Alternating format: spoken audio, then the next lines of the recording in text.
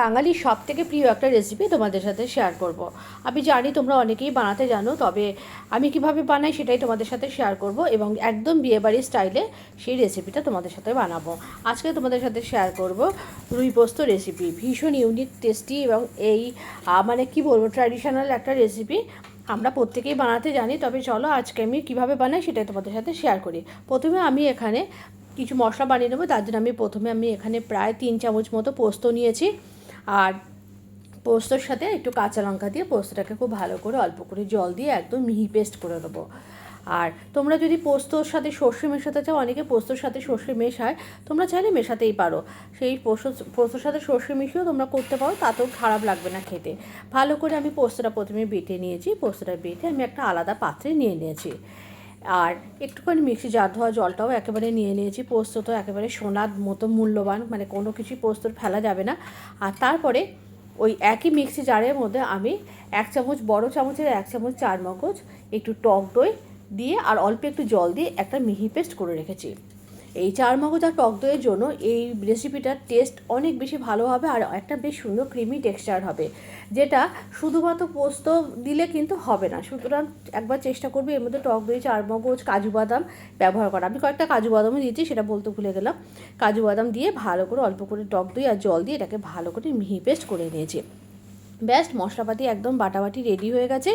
এরপরে আমি মানে এখানে যে রুই মাছগুলো, 3 পিস রুই মাছ নিয়েছি। রুই মাছগুলোকে ভালো করে ধুয়ে জল ঝরিয়ে রেখেছি। আমি অল্প একটুখানি লবণ মাখিয়ে নেব রুই মাছটাকে। আর তার আগে আমি একটা বড় সাইজের পেঁয়াজ এখানে কেটে নিয়েছি। পেঁয়াজটাকে একদম ভালো করে গ্রেটারে গ্রেট করে নেবো। তোমরা চাইলে পেঁয়াজটাকে স্লাইস করেও দিতে পারো।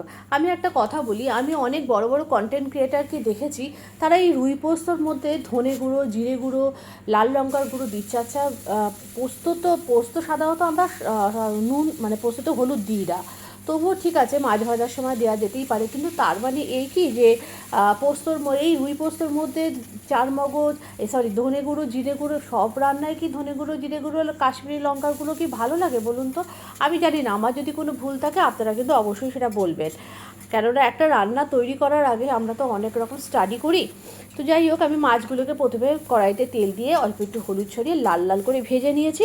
তারপরে মাছ ভাজার ওই তেলের মধ্যেই আমি ওই গ্রেট করে রাখা পেঁয়াজটা দিয়েছি। পেঁয়াজটা বেশ হালকা গোলাপি রঙ হয়ে আসলে এর মধ্যে পোস্ত যে বাটাটা সেইটাকে দিয়ে দিয়েছি। এই রান্নার প্রথম এবং প্রধান হলো, প্রথম থেকে শেষ পর্যন্ত খুব ভালো করে কষাতে হবে, যেন কোনো রকম চারমগজ, কাজু বাদাম বা পোস্তর কাঁচা গন্ধ না থাকে।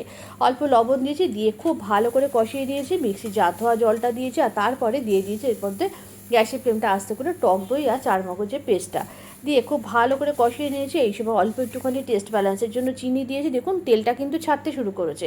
আর অল্প একটুখানি গরম মশলা গুঁড়ো দিয়েছি গন্ধের জন্য। আর তারপরে মিক্সি জার ধোয়া জল দিয়ে আর তারপরও আরও একটু এক্সট্রা জল দিয়েছি, কারণ মাছগুলোতে একটু সেদ্ধ করতে হবে।